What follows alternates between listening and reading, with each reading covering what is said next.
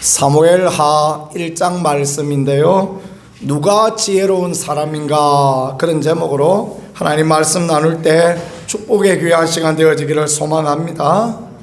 살면서 지혜로운 사람을 만나면 여러분은 어떠십니까?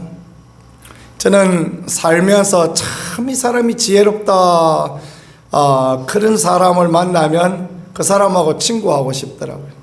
참 지혜롭다 싶으면 그 사람을 가까이 하고 싶고 그 사람을 내 편으로 만들고 싶고 그렇더라고요.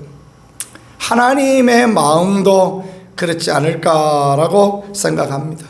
우리가 지혜로 행하고 하나님을 기쁘시게 행하고 그렇게 살아갈 때 하나님도 우리를 좋아하시고 가까이 두시고 은혜 더하여 주시리라 생각합니다.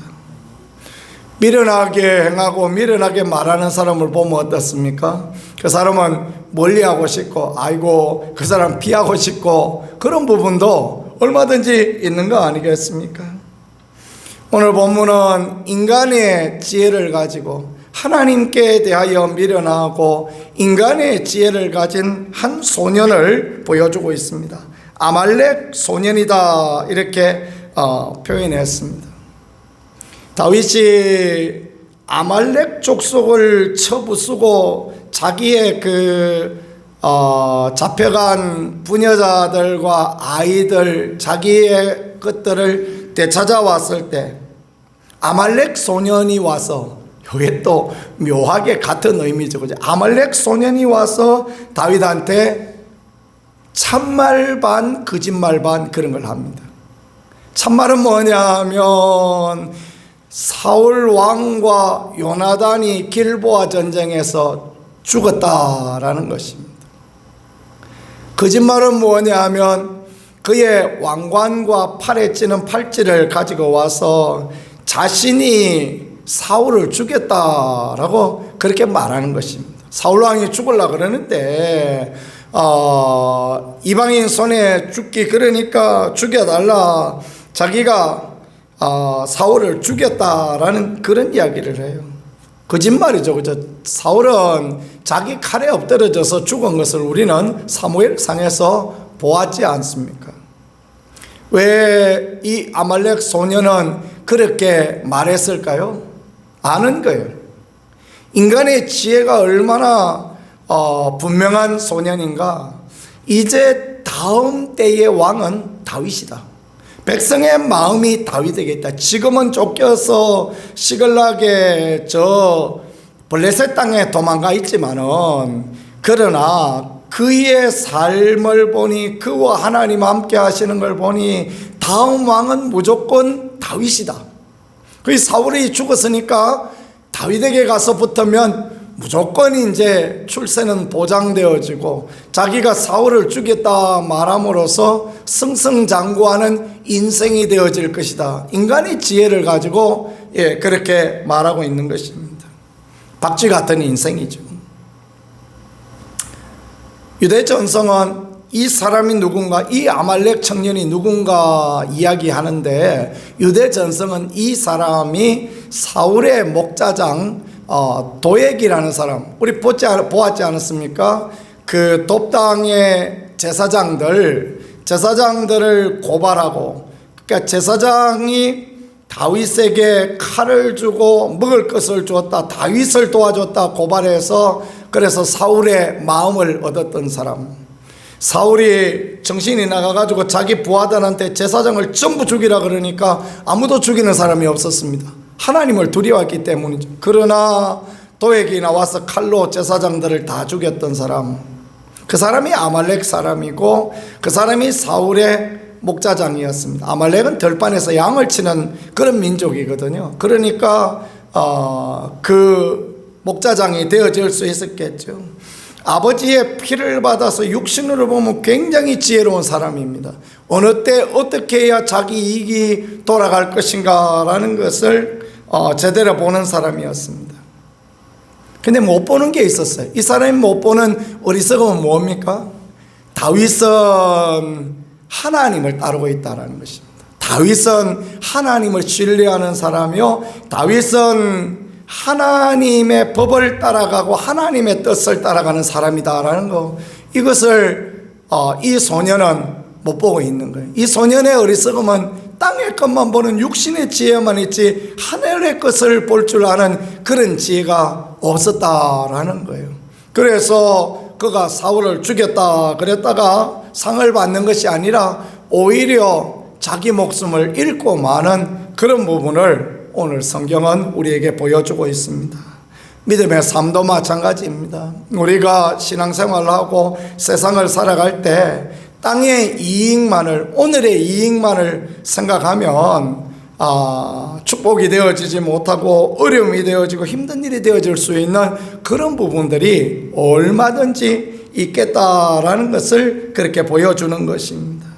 다윗은 오늘 이런 상황에서 어떻게 했냐. 11절에 이에 다윗이 자기 옷을 잡아 찢어매 그랬습니다. 다윗이 지혜가 없는 사람이었으면 바로 그냥 할렐루야 했지 않겠습니까? 할렐루야 하고 막 외쳐 두 손을 번쩍 들고 그냥 사울이 죽었어? 잘 됐네. 이젠 내 세상이다. 막 그렇게 했을 수도 있는 거 아닙니까? 그런데 다윗이 그렇게 하지 않습니다. 하나님을 생각하기 때문에 그렇습니다. 자기 옷을 잡아 찢어매 함께 있는 모든 사람도 그리하였고 그랬습니다. 다윗에게 온 사람들, 그 빚진 자, 억울한 자, 아둘람 공동체는 전부 사울하고는 대적 관계입니다. 그래서 사울이 죽기를 바랬던 사람입니다. 심지어 아비새는 그냥 창으로 콱 찔러 죽이면 된다 말했던 그런 사람입니다. 그런데 그들이 모두 옷을 찢고 그 다음에 금식하고 슬피 울며 그랬다라고 말씀하고 있습니다. 왜 이렇게 하였습니까? 그렇게 함으로 말미암아 하나님의 뜻을 이루어가는 그런 삶을 살기 원했다라는 것입니다. 그게 참 하나님 앞에 귀하고 아름다움이 되어진다라는 것입니다. 어떤 분이 저에게 그런 이야기를 했습니다. 어렵고 복잡한 참 문제가 참 많은 그 교인들하고 성도들하고 갈등이 많은 교회 후임자로 그렇게 부임을 했다고 합니다. 그런데 전임이 은퇴하고 나가셔야 되는데 그렇지 않고 그 교회에 이제 그대로 계신 거예요.